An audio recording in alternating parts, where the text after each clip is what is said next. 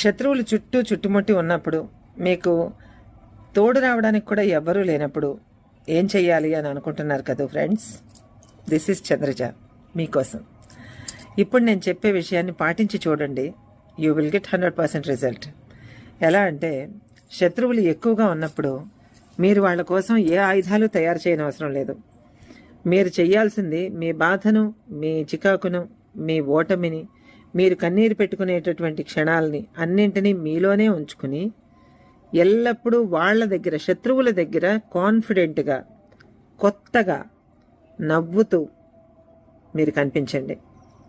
అంతేకాదు, మీ వెనక ఏ బలం ఉందో అతనికి అర్థం కానట్టుగా మీ నెక్స్ట్ మూవ్ ఏంటి అన్నది ఎవ్వరికి తెలియనివ్వకండి. మీరు తర్వాత ఏం చేయబోతున్నారో మీకు తప్ప ఎవరికి తెలియకూడదు. అలా ఉండండి. వర్క్ ప్లేస్లో అయినా సరే,